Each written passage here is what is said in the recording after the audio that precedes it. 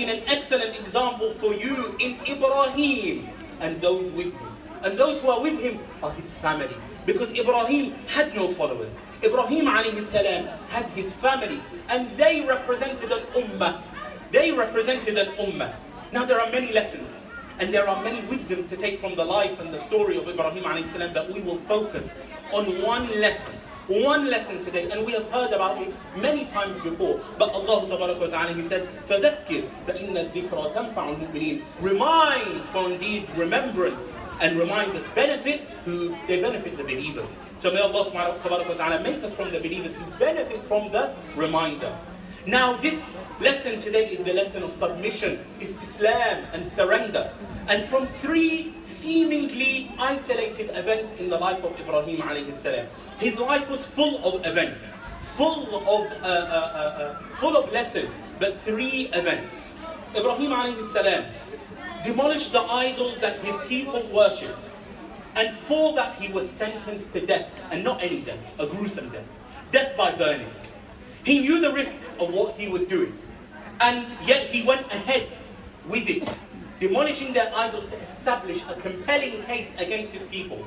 How can you worship those which do not hear and do not see and do not benefit you? And how can you abandon the worship of the one God, Allah subhanahu wa ta'ala, who hears and sees and benefits and harms, Jalla Jalaluh? And he was willing to pay the ultimate price, after which there is no price to pay, his life. After giving your life, there's nothing else that you can give. And he was happy and he was content with giving that up.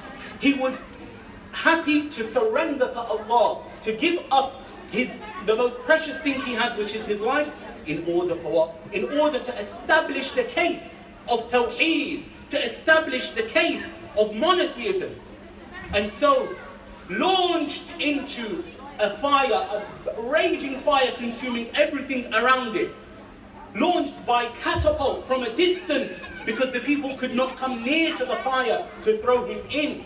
Ibrahim, mid-air, is visited by Jibreel alayhi salam. And Jibreel says to him, Ya Ibrahim, هَلْ لَكَ مِنَ اللَّهِ مَسْأَلَةً. Oh Ibrahim, do you have a request from your Lord? In the air, on his way to the fire. And he says, the statement of the believer, عِلْمُهُ بِحَالِي يُغْنِي عَنْ سُؤَالِي. His knowledge of my state is sufficient. It's sufficient for me from having to ask him. It suffices me from having to ask him. Absolute, total submission. He didn't ask, oh Allah save me.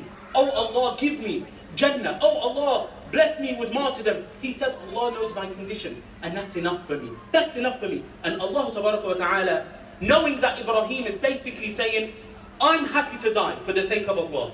I'm happy for this to be the end of the chapter in this life. And you know, brothers and sisters, that was the end of the chapter for many prophets. Death.